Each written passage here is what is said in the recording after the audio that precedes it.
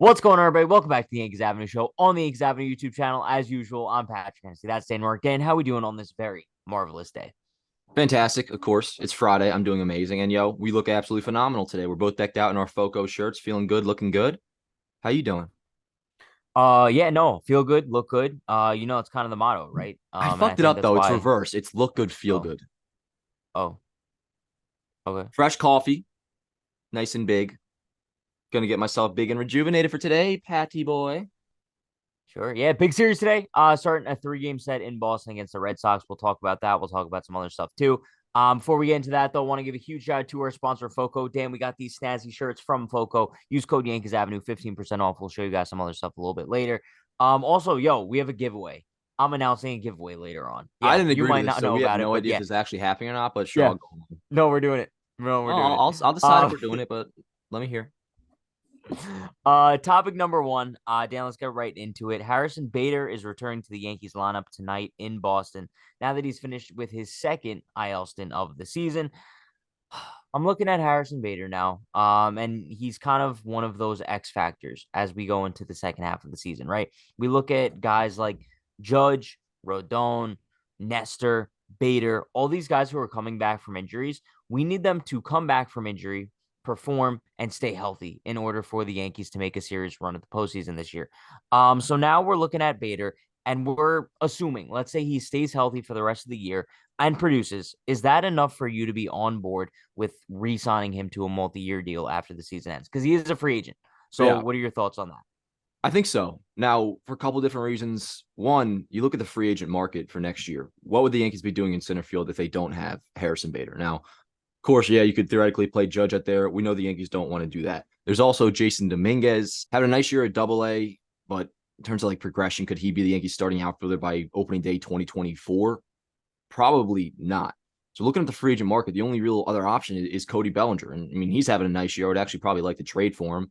38 games, 122 WRC plus, 7 homers, and can play good defense. Besides him, really though, dude, it's just Bader, and you have the injury factor for sure.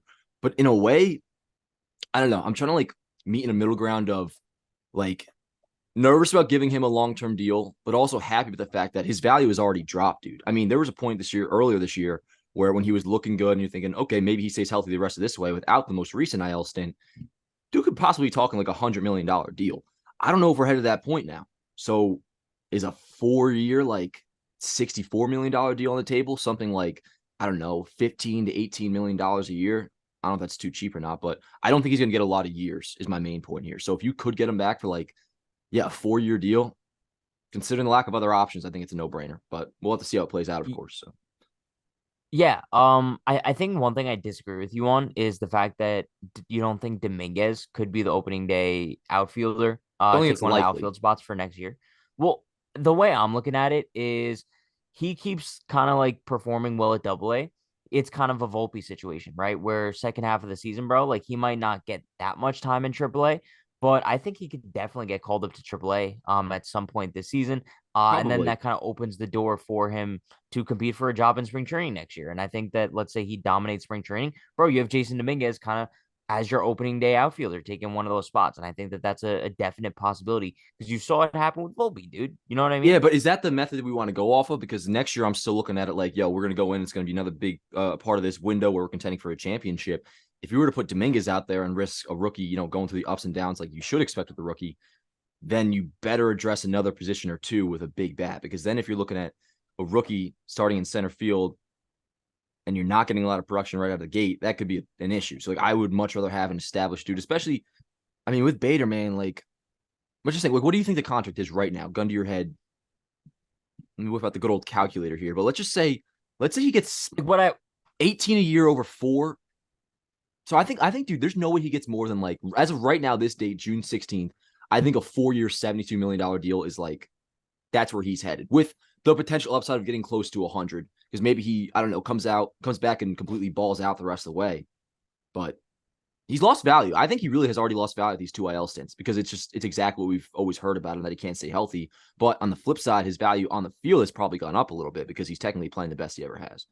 So it'll be yeah, interesting. no, I think I think it's a very complicated situation because I think when Bader's on the field, he's proven elite defense. Obviously he can carry the team with his bat at some points as well. But it's just, bro, it's so tough because the best ability is availability, right? And if let's say like we go through the rest of the season and he does stay healthy, are you still having faith in him moving forward? Because I'm not, bro. It's kind of like a Luis Severino thing where it's like, all right, like even if he stays healthy for the rest of the season, like am I going to be hopeful that he's going to stay healthy like in seasons moving forward? Hell Fair. no, dude. Like, especially as these guys get older, like what makes you believe that the injury problems are going to get better? You know what I mean? So, sure, like maybe if you have zero other options, you're giving Harrison Bader like a 3-4 year deal, but I'd much rather go a route where I can't really think of anything off the top of my head, but somebody who's going to, I don't want to say guarantee that they're going to be there because nobody's a guarantee, but just Mm. more of a likelihood that they're not going to have like 4 IL stints a season. Yeah, that's another tough thing, dude. And just looking at the trade deadline this year, there's not It's many tough. clear like options to go after for a lot of positions, man. I mean, there's no real big fish, and there's not even that many supplemental pieces. Like I think like a lot of people within the industry are suspecting it's going to be actually a quiet trade deadline, which at first would surprise me. But the more you look at the people around the league that would be available, it actually doesn't. But yo, let's close this off with a probably pretty easy question: more likelihood to be extended after this year or like signed to a multi-year deal, Luis Severino or Harrison Bader? I'm going to say Bader. I Me think too. Sevy's done, I bro. Yeah. Man, we should talk about Sevy soon, but he's got to pick it up, or else I think this We is. talked about him last episode, Did no? we? Okay, yeah. No, I mean we got to see where this goes with Sevy. We won't get into it all now, but he's You got to know, it's figure his rough. shit It's out, bro. yeah, it's bad. Yeah. Wait, did we talk about Sevy last episode? I don't know. I feel like we definitely. I remember writing Sevy implosion in some sort of title or like box. I don't know. But let's move on. Interesting. Topic number 2, Dan. Let's talk about Anthony Volpe real quick. A little story came out with the help of former teammate and current Double A Somerset player Austin Wells. Player, Anthony like he's Volpe some no noticed. name, number 2 I know, prospect, motherfucker. I know. No, he's a top. Shout out to I know Austin you Wells, know great that. mustache as well. Yes. But yeah, apparently they were eating dinner, eating some chicken parm. That's what the story's saying. Afterwards, they were watching over for some footage from last season. Volpe noticed that his stance wasn't the same. He then tweaked it. Bro, led to a pretty solid 2 game set against the Mets. His at bats definitely looked better. Got a couple extra base hits. He definitely looked better. So now, like, you have a lot of people being like, oh, like, what has the Yankees coaching staff been doing? Yada, yada, yada. So now I guess we could ask the question: are you more happy about the adjustment that he made, or are you more upset by the Yankees coaches not kind of noticing this themselves? First things first, I'll say I'm very happy about the adjustment, and ultimately that's the good news out of this. That's what I would want, and he did look really good. I mean, that you can notice it right away too with the change stance that he tweaked his stance to being a little bit more closed. Had that RBI double off Max Scherzer. That was a really impressive at bat. The next game in game 2, he had that double down the right field line. And there's also another AB where he didn't get a hit, but he like moved the runner over, hit the ball hard. I think it was also to right field. The bats looked much better.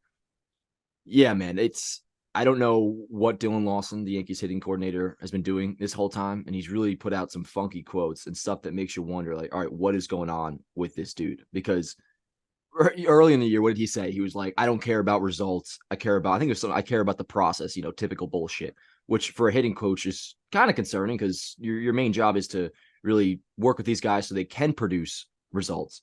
And with Volpe too, I mean, him and Boone, I think it was a Boone quote, but just the overall logic, they were like, oh, Volpe, he hasn't been hitting, we understand he's hitting 200, but it's professional 200. Up until like 2 days ago, that wasn't the case. So I do wonder like what's going with the Yankees' whole hitting philosophy and what they got going on here. I'm no scout, Pat. I'm no scout. I know that. But a blind fucking squirrel could have noticed if you just look at the video from Volpe last year. And since this story came out, I have looked at it. It was a no-brainer. How did the Yankees not pick up on this? I don't understand, but I'm happy that Austin Wells did. Shout out to him. Yankees number 2 prospect, 517 slugging, 870 OPS in Double A right now. Shout out to you, but not shout out to the Yankees hitting staff because this is kind of absurd. And it comes at a time too where Yeah. everybody already was roasting their coaching staff, and then you kind of get more fuel to the fire. Do you disagree? Yeah. I will say that I'm happy that the adjustment was made because, like we said, like he looked pretty good against the Mets. By the way, yo, I was at the game on Wednesday night, dude, watching the Yankees get walked off. Not great, Yeah, but it was the fucking but Manfred yeah, rule, dude. It stinks so much less. I'm sorry, it does. it's no, it's horrible. But where was I going with that? Oh, I don't know. I'm not a huge fan of everybody kind of like pissing on the coaching staff now because it's giving me the same vibes as like, yo, we went through this same exact process with Marcus Timms 2 years ago. Everyone's like, oh, fire Marcus Timms, fire Marcus Timms. What happened? He gets fired, and now it's like we have a new hitting coach. Everyone's like, oh my God, like everything's going to be so much better. Now they're doing the same exact thing to him. I think it just comes to a point where, bro, I think it's ignorant and stupid to think that the Yankees coaching staff isn't doing the necessary things in order to try to get their players to improve. Sometimes there's just things that I think players just need to figure out themselves. You know what I mean? Well, I fair. just I'm not a huge fan of bashing coaching staffs and acting like they're not doing their job because I'm sure, bro, behind the scenes there is a ton of work going into every single player. Yeah, you sure don't like bashing Aaron Boone, Pat. I know that about you. No, I Well, actually no, agree no, with what you're. I'm kidding. I'm kidding. I actually agree with what you're saying. That I think oftentimes people go after coaches and it's quite a lazy take. I talked about it on my video yesterday too. Just that it often seems like the easy route to go, and usually if you say like, oh, it's all the coach's fault, like chances are it's kind of just like a lazy take, generally speaking. But I feel like we've seen a lot with Dylan Lawson, who I praised for a long time. I loved the notion of what he what he puts out there, which is hit strikes hard. That to me made a lot of sense. And everything I heard about him going into this year made a lot of sense.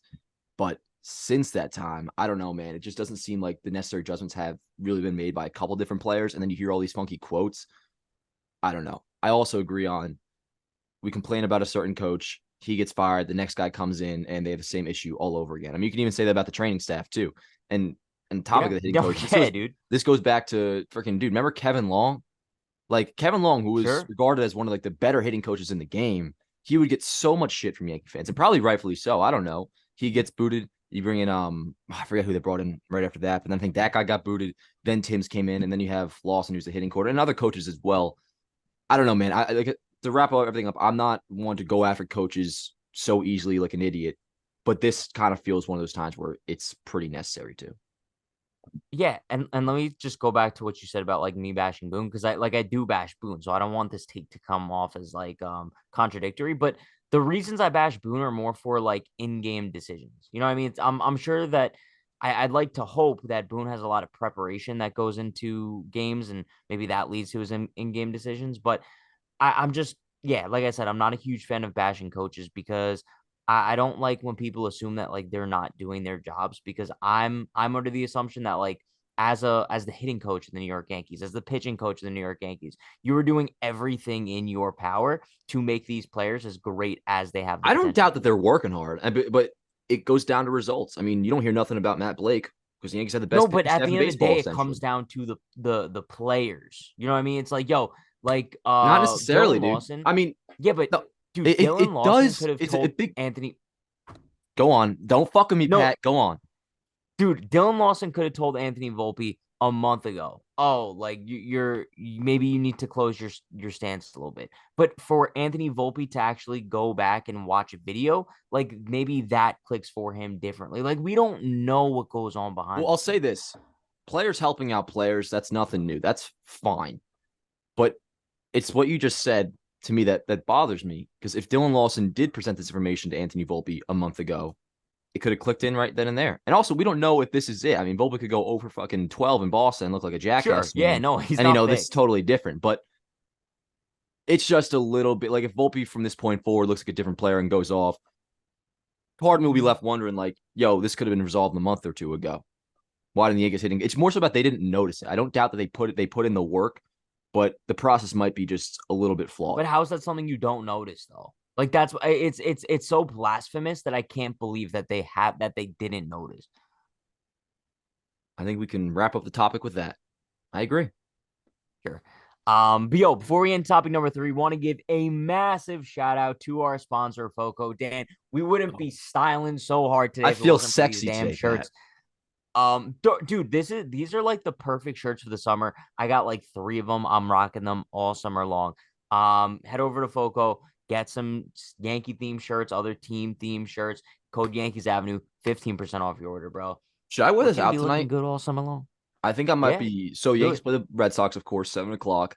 All my boys and a couple of my homies going out like at like 7:38.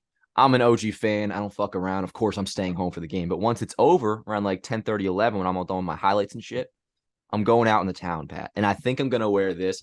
I will say I'm on my weatherman vibes today because I also have I'm like nice up here. Got the shorts, cloth shorts down here. So like weathermen do that because you can't see my lower half, but now you can. Anyways, point is upper half looks good, and I think I'm going to take it out tonight. Foco, code Yankees Avenue, get yourself 15% off. Also, get yourself a bobblehead. I think I might get a new bobblehead soon, by the way. They have that Okay, same. oh, what was it? There was this Judge and Ruth bobblehead that I think is back in stock now, if I saw it correctly. Maybe I'll throw it up in the B roll. But yo, they got everything you guys could possibly dream of, especially with the Yankee logo on it. So get yourself decked out. Feeling good for the Red Sox series, by This the way. is Like I'm kind of amped up. I like being in Fenway. okay, sure. Okay. Okay. Why can't I No, be I was gonna say, I've been under like this mindset for like the past year, dude. I don't wear shorts anymore. Like I can't find myself to throw on a pair of shorts. Like even in the summer, I think all summer last year I wore like pants. I like wear I like feel weird tonight wearing when I do shorts. go out, I might wear like throw on a pair of jeans. But no, I love the feeling of being like I hate being constrained, especially in the summer if I'm hot. Like, dude, there's nothing worse than being hot, but also feeling like you're like constrained a little bit. So when you're like sweating, you Yeah, got but jeans on. dude, that's I'll tell you because you what's the don't look wear though. underwear though. I wear underwear. I am wearing underwear again. I swear to God. Okay. I Okay. I'm going to the gym Prove too it. much not to wear underwear. I'll fucking prove it right now. Okay. Okay. Topic number three. Let's get right. Dan Gerrit Cole turned in another great outing on Wednesday night against the Mets. He allowed just one run, striking out eight batters. He only threw 95 pitches though, taken out after 6 innings. Dan, do you feel like Cole's leash is sometimes a little bit shorter, or maybe like just about the same as some other like lower name guys in the rotation, despite the fact that he is Gerrit Cole? I think it's definitely too short. Now, before that, I want to say, and I'll tie this into the bullpen as well, because Michael King, Wandy Peralta, and Clay Holmes, they weren't available that night. Why And though? so Boone said it had to do with the workload. And this is what I'll say about this. I can also probably throw Cole into that little bubble. Just generally speaking of these guys can get burnt out, and that can be a serious problem, especially the relievers. Like that's why I also say we should get one or two relievers at the deadline, despite how how great our bullpen has been, because no matter what, these guys are going to burn out by the end of the year. I could kind of imply that logic with Cole to where like, all right, you're facing the Mets. At that point, it's going to be what, a battle of the bullpens. You're probably feeling pretty good about your chances. Don't want to overpush Cole. It's a game in June. I kind of understand. But generally speaking, this year, I mean, the dude is how many starts do you think he has of 7 innings or more this year, Pat? So he's made 15 starts on the year. How many pitch starts has he pitched into the seventh inning or through the seventh inning? Three. Two. He has two starts. Yeah, bro, I was gonna That say two. Damn Yeah. it. So April 11th at Cleveland, 7 innings, 5 hits, 2 earned. And then he had the complete game against Minnesota at home. Besides that, he's pretty much 6 innings, 6 1/3, 6 2/3, which is fine. I'm not blaming Cole at all. But, a game like the other night, especially when you don't have your top tier relievers in King, Peralta, Clay Holmes, you go to Albert Abreu, Nick Ramirez, which Albert Abreu was nice, by the way. Shout out to him. I'm going to start calling him Bert, by the Sure. way. I think Bert is hilarious. Like he gets a big I strike saw you rate. were Like, doing that. let's fucking go, Yeah. Bert. It just clicked in my head. So shout Yeah. out to Bert. Okay. But no, I just think with the bullpen at the place that it was, not having those big three at the end, just give Cole the extra inning. And I understand the 6th inning, he started off a little bit poorly, losing command slightly. A couple runners got on, but then he bounced back strong. Yeah, they tied the game, but he finished with a strikeout, was looking good. Fastball was still pumping. 95 pitches. At least let him start the seventh. Especially, at the time, I understand in hindsight, he ended up looking really good. But like, yeah, when you're going to Albert Abreu and Nick Ramirez, maybe give your ace, that guy you pay $324 million for, a little bit longer of a leash. Yes. I agree 1,000%. Doesn't sound like it. However, no, however, this was my thought process, like being at the game. Because, dude, I think sometimes like being at the game and watching on TV, you kind of have like two different perspectives of Totally.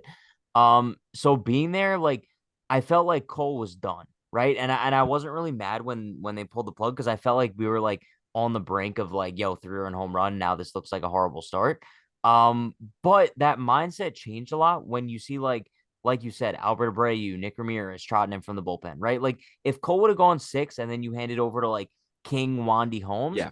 dude, I'm feeling so good about that. Like, great, Cole gave us 6 solid, even though like it kind of like started to fall apart towards the end. But that's fine because Mm. you're going to like the kings of your bullpen, no pun intended.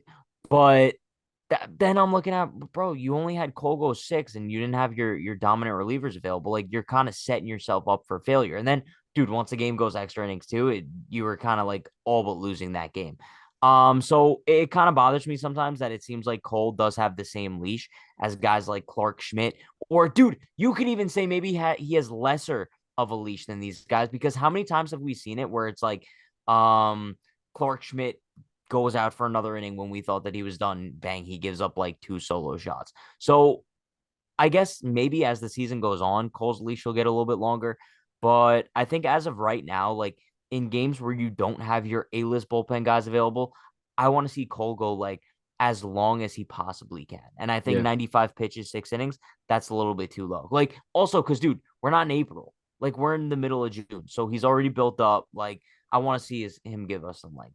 Yeah. And I think you hit a lot of things right on the head. I also, like, in the moment, I wasn't upset about it because we didn't find out till after that Wandy, King, and all Yeah. them weren't going to be available. But then, yeah, in hindsight, it's like, all right, man, well, if that's the case, why don't you just let your ace go a little bit longer? The fact that it's still June, actually, that to me, like, if Boone were to look me in the eyes right now and be like, I don't know why I made it that serious, but Yeah. if Boone were to say, like, yo, Dan, it's simply just based off workload. We don't want this dude to burn out come, September, October, just like big games when you need them. We're going to trust this guy to go deep. That's what it's really about for me. Like, do you not trust Gerrit Cole? Because if strictly do with the workload and you want to give him, like, you don't want to overwork him, that to me is totally fine with all these pitchers right now. But it shouldn't be a situation where you don't trust Cole. And, there's always a conversation of third time through the order, which, I mean, it's valid and all. You look at, so Fangraphs has, or Baseball Reference has the splits, pitch count 1 to 25, how they do, 26 to 50, how they do. Cole, 1 to 25, 644 OPS. Pitch 26 to 50, 496 OPS. 51 to 75, 630 OPS. 76 to 100, it goes up a little bit, just right around league average at 760. 101 pitches plus, 733 OPS. So it's not like, well, yes, of course, he gets a little bit worse. It's not like he completely falls off a cliff like we see with other Yankee pitchers and just in general throughout the league. Like, dude's our ace. Make sure you trust him going deep into games. That's all I'll say. But I understand if the Yeah. workload conversation. By the It way, is still June. once again, I feel like every time he comes up as a topic, I have to say it. Dude is adorable, bro. Like everything about Gerrit Cole, he's No, just let's I fuck that like. adorable shit, bro. Fuck that adorable shit because he looked badass the other night. And it actually, I'm No, glad you he brought that did. up. Sorry, I just interrupted your monologue to give my own, but No. All I want to say is that like each day that goes by and each start that goes by, like Gerrit Cole keeps growing on me. Like I don't even want to say growing on me because I already loved him from how the much more start. can you But grow, like right? my love for him, like it just keeps getting bigger and bigger and bigger. Like, dude, at this point, I know you're gonna disagree, but like just mentally, I have him on the same exact page as Aaron Judge, just in terms of like how much I love them being New York Yankees. I Like don't I'm think proud that's to say that crazy. Gerrit Cole's a New York Yankee.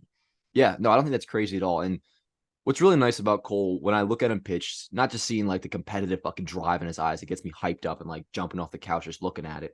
But just the fact that it's nice to give somebody money, somebody to have expectations, and they come up and they perform. We've not seen that a lot in New York lately, but with Gerrit Yeah, Cole, especially just in terms of being there. When was the last time this dude missed a start, man? Like I end of know. 2021 with that little hamstring issue, whatever it was. I mean, this dude's out there each and every time out. And this year, dude, it really comes to a head feeling good for Yankee fans because now we're seeing a year where he could win the Cy Young. Topic number 4, Dan. Let's talk about IKF a little bit because I feel like he deserves it. Had that big steal of home on Wednesday night, which was, dude, that was one of the most insane moments of the season. First Yankee steal of home since Jacoby Ellsbury in 2016, so kind of Yes. wild. Do you remember He that, by seems the to way? be. Yes, it was in Boston. No. No, it was well, he had a straight steal against us in Boston in like Yes, that's right. 2007. Yes. But no, it was like end of April 2016. He I forget who was pitching, but yeah, he's still home. And I remember seeing, bro, I was like, if I had a Twitter back then, I'd be tweeting like season has turned around. Because I thought that was our big wake up call. It wasn't. Yeah, it wasn't. It No, ended up being but the Sanchino. Yeah, Honestly, yeah. Well, it wasn't even a wait. Yeah, sure. If that, you know okay. what I mean. God damn it, why you got to Um, get all fucking technical with me? but yeah, no, IKF's getting a lot of love from Yankee fans. It's kind of nice to see him have a complete 180, right? Because he was kind of public enemy number one last year. You remember people were like attacking his car after a postseason game, I think. Just ridiculous. Um, insane, bro. People are psychotic, but he's got a lot of love lately now. So I guess we could ask the question now, are you content with his role on the team? And I guess I'll kind of like start it off by saying that Oh, his sure. why are you in shock? No, go ahead. Start first. Oh, I were thought you you were about to upset ask me that a I'm starting question. first? No, go ahead, please, by all means. Oh, no, I was gonna say that his current role in the Yankees seems to be like he's a starter and he's kind of like shifting around different positions, right? It seems like some days he's starting in center field, some days he's starting in left field. I think we saw maybe like one shortstop start. He could obviously be third. Basically, he's kind of like a starting utility guy at this point. And I guess am I content with his role right now? No.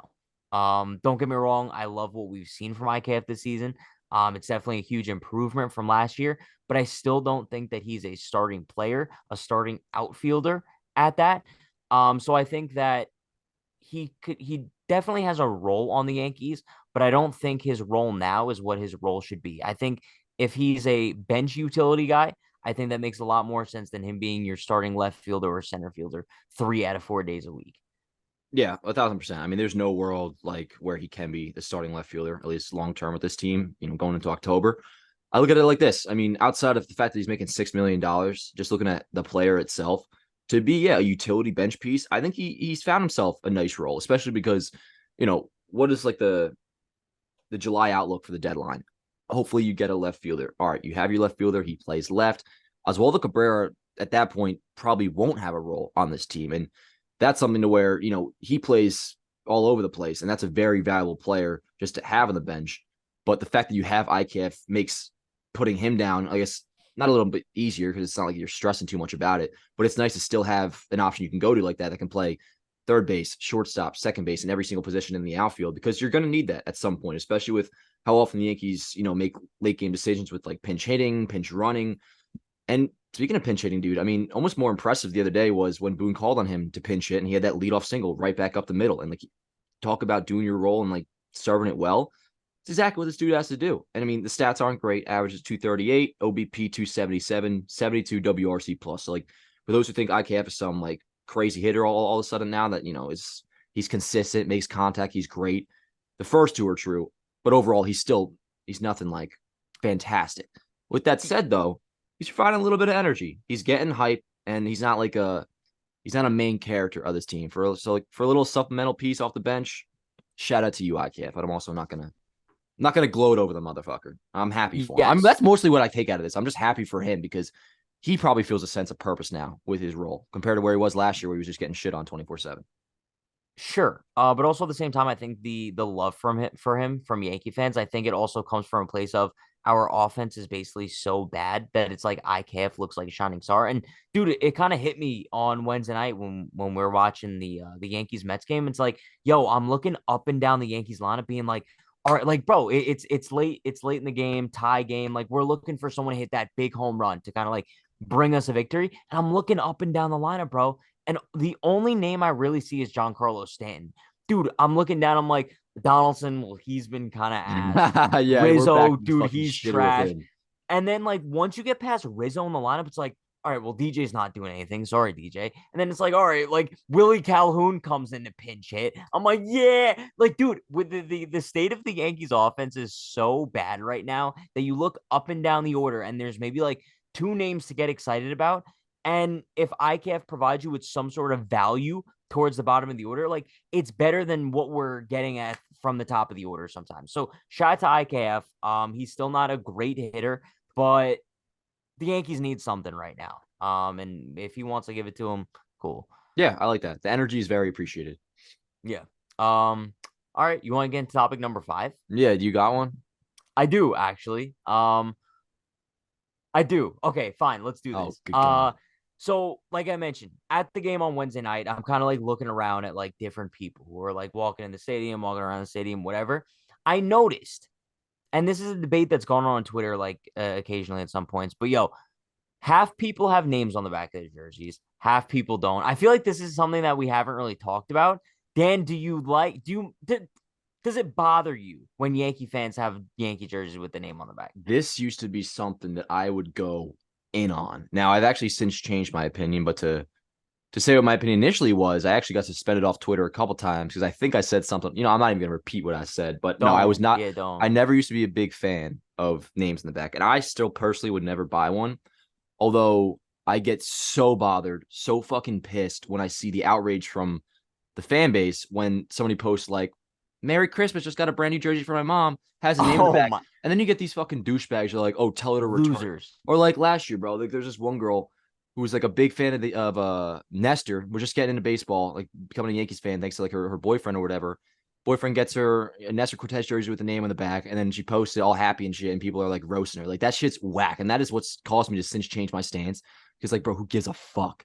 Sure, if you have the option, a Judge jersey with no name or with the name, go with the no name. Because by the way, the exact same price. There's really no excuse if you have the option, but it's not like, dude, like people treat it like, oh, you get a name in the back of your jersey, you're not a Yankee fan. Like you don't like they almost get like exiled from the community, which is just stupid. It's laughable. It's hilarious.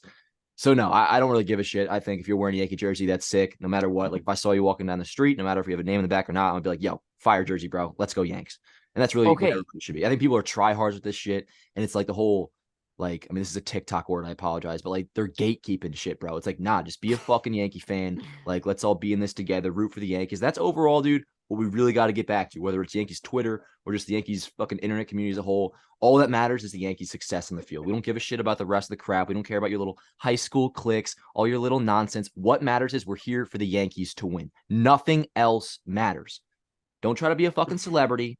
Don't try to like, reminisce back in your high school days, be all this fucking bullshit. Like, no, you're here for one reason only, and that is to root for the Yankees to win. That's all that matters. Thank you, Pat. Damn that was deep for you. No, I'm just gonna say I agree 1,000%. I kind of had that same logic where I'm like, yo, if someone had the name on the back, I'm kind of like questionable. But being on Twitter and seeing people, yo, come after, like, also sometimes kids No, being like, oh, like return that jersey, like, bro, maybe their grandparents bought it for them. Like, who cares? Like, why do yeah. you care what someone else is wearing on the back of their jersey? But yeah, no, I love when anybody's wearing like anything Yankees, bro. You got a name on the back, you don't have a name on the back, you're still a legend either My way. first jersey had But a name on the back too. Like, yo, one thing I do have a problem with though. One, there's two things actually. No problems with the names on the back, but I do have a problem with one, adults wearing kids jerseys. Okay. You because can tell they when look it's a kid's jersey. ridiculous. Yes. Dude, You they know what it look is? It's always like ridiculous. those. It's always those fucking like jacked Guidos. No offense. Are you allowed to say that word? I don't know. I'm down the shore, so that word's used a lot down here. But no, yeah, it's like jack dudes, bro. I feel like, from like Staten Island, no disrespect to Staten Island people, but like, yeah, they have like that tiny ass fucking jersey that's like tugging on their pecs all tight. And like in size Bro, 8 font, it says like Judge 99. those look ridiculous. I've seen way too many people rocking those. And also, yeah, I don't know if you're opposed to this, the fake jerseys, bro. Like, especially the ones that like are like very, very like evidently fake, where like the Yankee logo is like size like 87 font, the number is like I have a in the couple of bottom those. of the dude. I'm not a huge fan of those. So yeah, like don't have problems with the names on the back, but like the kids ones and the fake ones, like not a Well, huge fan. for the fake ones, I don't have too much of an issue. I mean, the problem with that is they're very noticeable. So just like personally speaking, I have one real nice fake jersey. It's a Judge jersey, and you couldn't even tell the difference. But I also have three others that just look atrocious, and those three I would never wear out in public. But with that, that's like a money thing. Like if that's what you got to do to get a jersey, because it is way cheaper. I mean, you could get three Is jerseys for the it? price of one. Yeah, you can do like. I mean, the problem with that shit is it's overseas, so like the shipping's usually nuts. But they often have a deal where it's like you buy three jerseys and you get free shipping, and the jerseys are usually like 35-40 bucks a pop. So I know from like a money standpoint, I get it, but like I have four fake jerseys. Three out of the four are unwearable. But It feels like disrespectful. nah, because it's just people, if you can't afford it, like because jerseys are still expensive. Now, once No, but again, okay, name but in the no, back no, and no. non-name in the back are same price, but it's like I $100. don't I don't think that's what it is. I don't think that people are doing it. Like because my logic is like, yo, if you can't afford $100, or how much are jerseys anyway? Like 100 bucks. 100, 115. Yeah. Okay, if you can't afford that, like I doubt you're wasting $40 to buy a fake one. You know what I mean? It's Well, it's like not like you're buying a jersey or you're not putting food on the table or keeping the lights on. It's just like, you got to cut costs here and there. Like, I bro, I've guess been using the Burger King app. I've been using the McDonald's app. Like, I eat a lot of fast food, right? I know. it's Give me a fucking disgusting, lecture bro. later, bro. But anyways, lately I've been kind of on my shit with it. It's like, bro, I'm eating this stuff all the time. Why don't I just get the app? I'm still getting it, but I'm going to save a little bit of money cutting some corners. I think that's what you do here. Yeah, you need to cut your carbs as well. But I'm actually in like the best shape of my life right now. I'm going to the gym every single day, playing a lot of show me, basketball. show me. Look at this, bro. Look at that. That's a nice bicep, huh? Yeah. And we'll get you in the gym, Patty boy. Hey, good fucking show today, dude. I love a good Friday episode. Kind of like Can sets you up. you rip the shirt? I could if I wanted to, but I mean, come on, dude. No, you can't. Nah, dude, No, there's you girls can't. watching this show, bro. I don't want to make anybody blush. I don't want to make nobody blush, bro. Come on. Okay. Okay. Friday today, weekend series with Boston in Fenway. Any big plans for the weekend, Pat? No. Same, unless the Yankees win tonight, and we'll see what's good. Oh, yo, giveaway. We're announcing a ticket giveaway on Twitter today for two tickets against the Seattle Mariners at Yankee Stadium next Thursday night. So, yes, stay tuned for that on I Twitter. endorse that take. Socials, Pat, where can they find you? Let's get out of here. This episode's going to be 40 minutes long. Twitter and TikTok at Unhinged Patrick, YouTube at Unhinged Patrick, and Instagram at True Hennessy. Love it. All right, Dan Onwork on Twitter, Dan Onwork on Instagram, Yankees Avenue Instagram, Yankees Avenue here on YouTube, and Yankees Avenue on TikTok as well. See you guys next time. Let's go Yankees. Her body's going like September. She burns through the night like an ember. And all those things we try forgetting, I remember. But we say we